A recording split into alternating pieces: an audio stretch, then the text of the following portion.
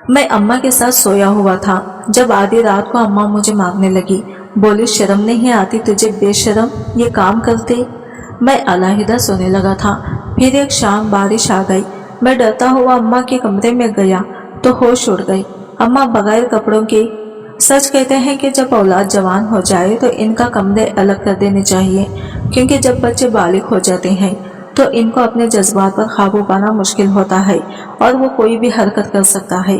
और इस उम्र में कब शैतान हावी हो जाए पता ही नहीं चलता, क्योंकि कभी कभी कुछ ऐसी सच्चाई हमारे सामने आती है कि यकीन करना मुश्किल हो जाता है। ऐसा ही एक सच जब मेरे सामने आया तो मेरे कदमों तले से जमीन निकल गई। मेरी माँ को मैंने खुद वो करते देखा कि मेरे होश उड़ गई। जब से अब्बा परदेस गया था मैं अम्मा के साथ ही सोने लगा था। अम्मा अक्सर मुझे कहती कि अब तो बड़ा हो रहा है, अलहदा बिस्तर पर सोया कर, लेकिन मुझे अलहदा नींद ही नहीं आती थी। कुछ खौफ था और कुछ अब्बा के चले जाने का गम। इसलिए अम्मा के लाख मना करने के बावजूद भी मैं हर रात अम्मा से चिपक कर लेट जाता और अम्मा के बाजू पर अपना सर रखकर इनके बालों से खेलने लगता। अम्मा की बाहें मेरे लिए सुकून की वो जगह थी जहां मैं हर खौफ से आज़ाद होकर सो जाया करता था। लेकिन पता नहीं अम्मा को क्या परेशानी थी कि वह हर रात बस यही कहती कि अब तो अलग सोया कर। एक रात तो अम्मा ने मेरा बिस्तर अलहदा ही लगा दिया। कहने लगी कि मेरे साथ लेटने की जरूरत नहीं है। अम्मा की बात सुनकर मैं रोने लगा। दूसरे कमरे में सोना मेरे लिए बहुत ही मुश्किल था। मैंने अम्मा को इतना ज्यादा परेशान किया कि वो तंग आ गई और फिर मैं दोबारा इनके बिस्तर में ही घुस गया। कुछ ही देर बाद मुझे बहुत गहरी नींद लग गई थी, लेकिन आधी रात को अम्मा ने मुझे बुरी तरह मारना पीटना शुरू कर दिया था। मैं नींद में से उठा था, इसलिए मुझे कुछ समझ ही नहीं आ रहा था। मैं हक्का भक्का सा अम्मा को देखने लगा कि क्या हुआ है। अम्मा गुस्से में कहने लगी, अभी और इसी वक्त दूसरे कमरे में जाकर बिस्तर पर लेट जा, खबरदार जो अब मेरे साथ सोने की बात की। अम्मा इस कदर शदीद गुस्से में थी कि मेरी जान निकल गई थी। मैंने कभी अम्मा को इतने गुस्से में नहीं देखा था। खासकर अब्बा के परदेस जाने के बाद से तो अम्मा ने कभी मुझसे ऊंची आवाज में बात भी नहीं की। लेकिन पता नहीं मैंने नींद में ऐसी कौन सी हरकत कर दी थी कि अम्मा का गुस्सा 7वें आसमान पर पहुंच गया था। अम्मा को गुस्से में देखकर मैं इस कदर खौफजदा हुआ था कि खामोशी से उठकर दूसरे कमरे में चला आया था। लेकिन नींद मेरी आंखों से कौन सा दूर थी। हमेशा की तरह मुझे डर लगने लगा था। सर्दी भी बहुत ज्यादा लग रही थी। मैं एक छोटे से कंबल में लेटा थर थर कांप रहा था। ऐसे ही एक आधा घंटा गुजर गया और फिर मुझे मजीद खौफ से सताने लगा। छोटी सी छोटी आहट पर मेरा दिल घबरा जाता था और ऐसा लगता था जैसे कोई मेरा गला दबा देगा। खुद ब खुद ही मेरा दम घुटने लगा था। मैं सर्दी से भी बहुत ज्यादा परेशान था और फिर मेरे दिल में ख्याल आया कि अब तक तो अम्मा सो चुकी होंगी। मैं खामोशी से उनके कमरे में जाकर लेट जाऊंगा तो इन्हें पता भी नहीं चलेगा। इस तरह से कम से कम मुझे नींद लग जाती। यही सोचकर मैं दबे पांव अपने कमरे से निकला और अम्मा के कमरे के दरवाजे पर पहुंच गया। कुछ डरते डरते मैंने कमरे का दरवाजा खोला कि कहीं अम्मा जाग ना जाए, मगर अंदर के मंजर ने तो मेरे होश उड़ा कर रख दिए। मेरे सामने मेरी अम्मा बिना। मेरा नाम यावर है, मैं 13 साल का हूँ और एक बड़े से स्कूल में 7वीं जमात में पढ़ता हूँ। मैं जब 10 साल का था मेरे अब्बा हमें छोड़कर परदेस चले गए थे ताकि मेरा बेहतर मुस्तकबिल बना सके। अम्मा नहीं चाहती थी कि अब्बा इन्हें छोड़कर परदेस जाएं, लेकिन अब्बा को लगता था कि अगर वो परदेस नहीं जाएंगे तो हमारे हालात कभी नहीं बदलेंगे। अब्बा की ख्वाहिश थी कि वो डॉक्टर बने, लेकिन हालत की वजह से वो डॉक्टर नहीं बन पाई थी और अब यही ख्वाब वो मेरे लिए देखने लगे थे। परदेस जाने का फैसला भी अब्बा ने इसीलिए किया था ताकि इतना पैसा कमा सके कि मुझे डॉक्टर की डिग्री दिलवा दे। काफी वक्त अम्मा और अब्बा का इस बात को लेकर झगड़ा भी रहा। अम्मा अकेले नहीं रहना चाहती थी, लेकिन फिर भी मेरे खातिर अब्बा अम्मा को छोड़कर परदेस चले गए और इस वक्त हमारी तन्हाई का आगाज शुरू हुआ। अब्बा के जाने के बाद अम्मा को अकेले ही घरदारी भी देखना पड़ी और घर के बाहर के मामलात भी, मेरे स्कूल का कोई मामला होता या फिर सौदा सलफ लाना, अम्मा अकेले ही भाग दौड़ करती। और फिर हमारी गली के ही रियासत चिच्चा ने हमारे घर के काफी सारे फर्ज अपने खानों पर ले लिए। वो जानते थे कि अब्बा की गैर मौजूदगी में अम्मा को बहुत ज्यादा मसाइल होते हैं, इसलिए सौदा सलफ लाना और बिल वगैरह जमा करना रियासत चिच्चा की जिम्मेदारी हो गई। वो खुद ही हमारे दरवाजे पर आते और अम्मा के दसियों काम निपटा देते। दरअसल रियासत चिच्चा अब्बा के दोस्त भी थे, इसलिए अम्मा को भी इन्हें कोई काम कहते हुए दिक्कत नहीं होती थी और इस बात से गली मोहल्ले वाले भी वाकिफ थे। अब्बा को जाकर साल हुआ तो रियासत चीचा का अमल दखल बहुत ज्यादा बढ़ गया और अक्सर हमारे घर के अंदर भी आने लगे, लेकिन वो इसी वक्त आते जब मैं घर पर मौजूद होता। मुझसे मेरी पढ़ाई वगैरह के बारे में सवाल जवाब भी करते और अब्बा बाहर से जो पैसा भेजते इसे रियासत चाचा हम तक पहुंचाया करते थे। अम्मा को तो बैंकरी वगैरह का कुछ इल्म ही नहीं था, इसलिए अब्बा सारा पैसा रियासत चीचा को ही भेजते थे। जिंदगी एक पल सुकून डिग्री पर गुजर रही थी, कहीं कोई परेशानी नहीं थी। मैं भी अपनी अम्मा के साथ खुश था। अम्मा भी अब्बा के बगैर आहिस्ता आहिस्ता एडजस्ट कर गई थी, क्योंकि ज्यादातर जिम्मेदारियां रियासत चीचा ने उठा ली थी। लेकिन अक्सर अम्मा अब्बा को जरूर याद किया करती और कहती कि तुम्हारे बाप ने तुम्हारे मुस्तकबिल की खातिर मुझे तन्हाई दे दी है। यह कहते हुए अम्मा की आंखों में आंसू आ जाते थे। मैं प्यार से उनके गले लगता और कहता कि जल्दी मैं डॉक्टर बनूंगा और फिर अब्बा वापस आ जाएंगे। हम सब मिलकर एक साथ एक बड़े से घर में रहेंगे। यह सुनकर अम्मा का चेहरा खुल उठा था। लेकिन एक दिन कुछ अजीब सी बात हुई। मैं स्कूल से वापस लौटा तो मुझे अम्मा के कमरे से बातों की आवाज़ सुनाई दे रही थी। मुझे लगा जैसे मेरे अब्बा वापस आ गए हों। मैं खुशी में दौड़कर अम्मा के कमरे के दरवाजे पर पहुंचा तो ये देखकर हैरान रह गया कि अम्मा बिस्तर पर लेटी थी और रियासत चाचा इनके काफ़ी नज़दीक बैठे थे। एक मैं हैरत से इन दोनों को देख रहा था। यह पहली बार था जब मैंने रियासत चीचा को अपने अम्मा के इतने करीब देखा था। मुझे देखकर इनके चेहरे पर घबराहट के आसार आ गई। फिर वो कहने लगी, बच्चे तुम कहाँ रह गए थे? अम्मा की इतनी तबीयत खराब थी। मैंने एक नज़र अम्मा के चेहरे पर डाली तो वो बिल्कुल ठीक लग रही थी। मैं बस हैरत से इन दोनों को देखता हुआ कमरे के अंदर दाखिल हुआ तो अम्मा उठकर बैठ गई। रियासत चीचा अम्मा को खुदा हाफिज कहकर निकल गई। उनके जाने के बाद मैंने अम्मा से पूछा, आपको क्या हुआ था? अम्मा ने मुस्कुराकर मेरे गाल पर हाथ फेरा और कहने लगे, कुछ भी नहीं, बस थोड़ी सी तबीयत खराब थी। तुम्हारे रियासत चीचा से कहकर दवा मंगवा ली थी। यह कहते हुए अम्मा के चेहरे पर मैंने अजीब रंग देखे थे, जैसे वो झूठ कह रही हो, कुछ छुपा रही हो। मगर मैं इतना बड़ा नहीं हुआ था कि अपनी अम्मा से सवाल जवाब करता या इस बात का कोई मतलब निकालता, इसलिए खामोश हो गया। मगर ये सिलसिला यही ख़त्म नहीं हुआ। 2 दिन बाद मैं स्कूल से घर लौटा तो अम्मा घर पर नहीं थी। मेरे पास घर की एक्स्ट्रा चाबी होती थी, इसलिए मैं दरवाज़ा खोलकर अंदर दाखिल हो गया। काफ़ी देर हो गई, अम्मा वापस नहीं आई। मैंने यूनिफॉर्म भी तब्दील कर लिया। खाना बना हुआ था। मैं खाना खाकर यहाँ वहाँ टहलने लगा और फिर दोपहर के बाद अम्मा वापस आई तो मैं इनसे परेशानी से पूछने लगा कि वो कहाँ चली गई थी, क्योंकि बहुत अरसे से अम्मा ने कभी इस तरह इतनी देर तक घर से बाहर वक्त नहीं गुजारा था। अम्मा कहने लगी कि कहीं नहीं, बस बाजार तक गई थी। मैंने अम्मा के हाथ देखे, दोनों हाथ खाली थी। मैंने हैरत से पूछा, आप किसके साथ गई थी? क्योंकि अम्मा जब घर में दाखिल हुई थी तब रियासत चीचा की मोटरसाइकिल रुकने की आवाज़ मुझे सुनाई दी थी और मुझे यकीन था कि वो रियासत चीचा के साथ ही गई थी। मगर अम्मा ने अलग ही बात की। वो कहने लगी, मैं अकेली गई थी, रिक्शे में लौटी हूँ। अम्मा की बात पर मैं चौंक गया था, क्योंकि रिक्शे की तो कोई आवाज़ सुनाई नहीं दी थी। जहाँ तक मुझे अंदाज़ा था, रियासत चीचा अम्मा को छोड़कर गए थे। मैं तकरीबन 11 साल का हो चुका था और 12वें साल में लगने वाला था। कुछ चीज़ों की समझ मुझे आने लगी थी और सच और झूठ का फर्क भी मैं महसूस करने लगा था। और इस वक्त अम्मा की बातें सुनकर मुझे पक्का यकीन था कि वो गलत बयानी से काम ले रही हैं। लेकिन अम्मा को मुझे झूठ कहने की क्या ज़रूरत थी?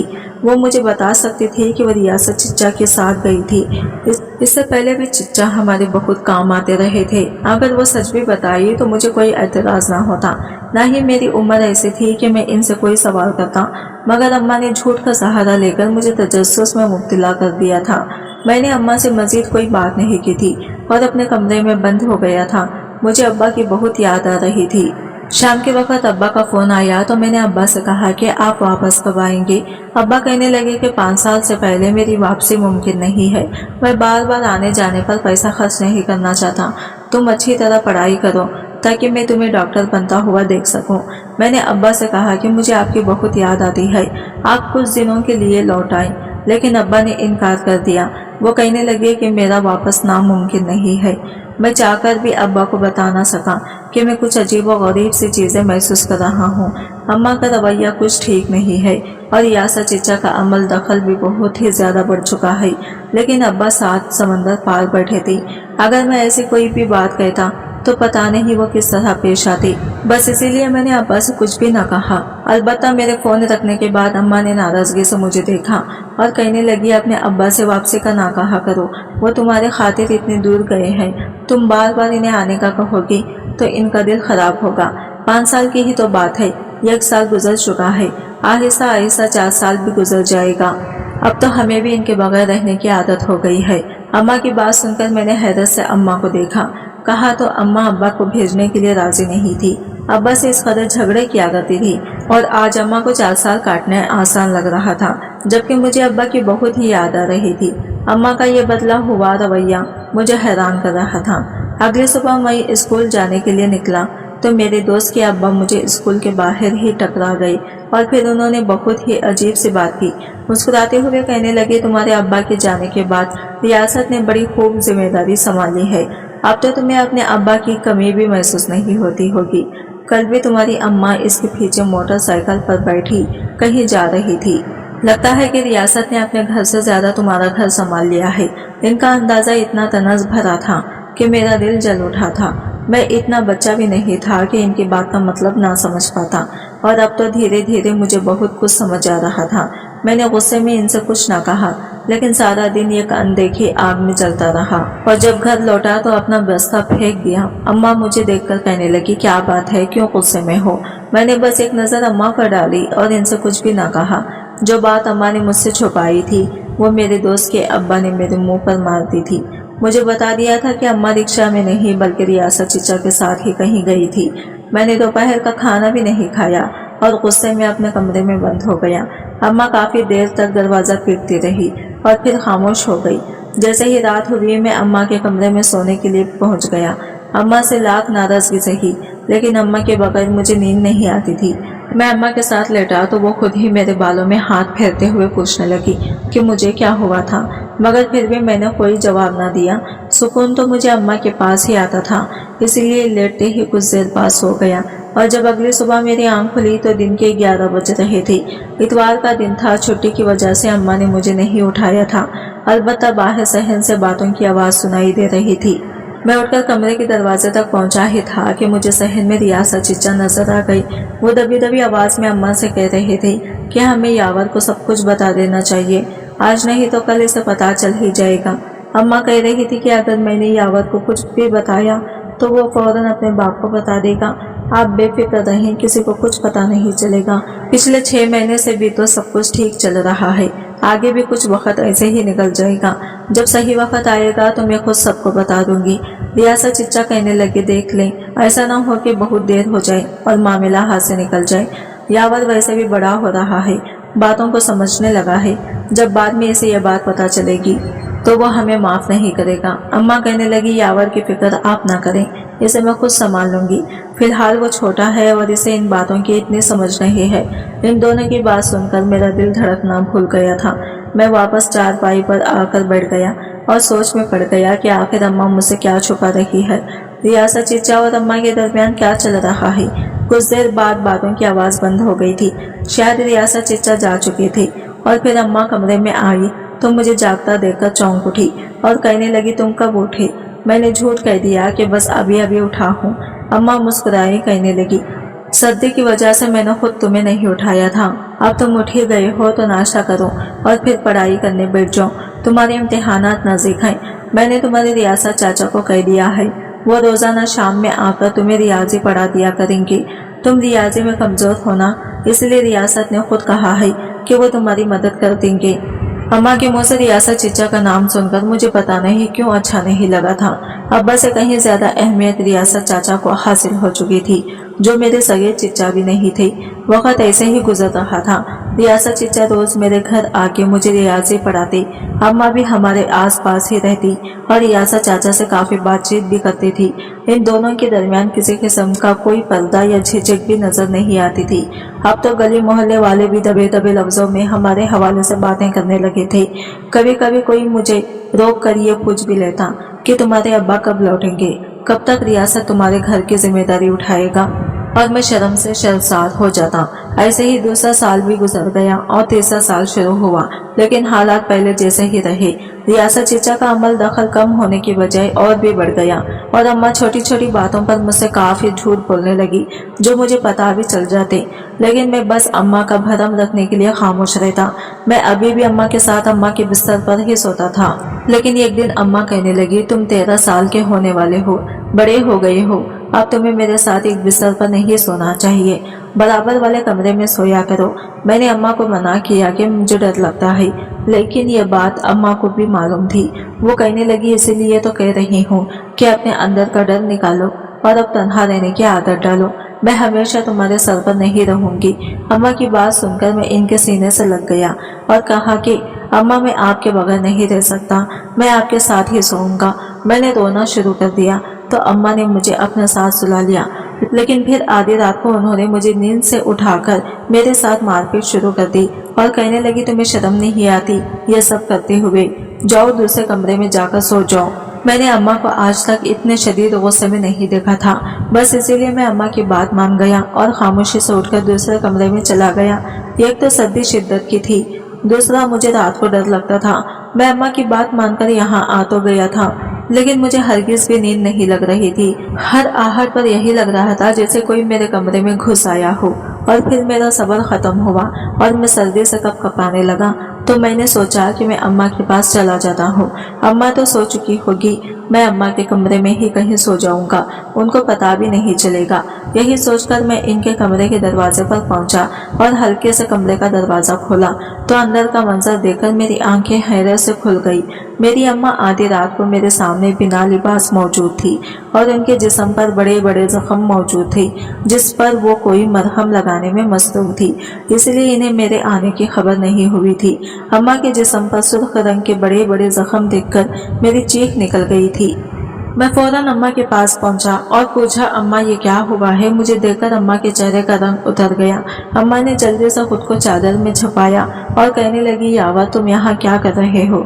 मैंने तुमसे कहा था ना कि मेरे कमरे में मत आना।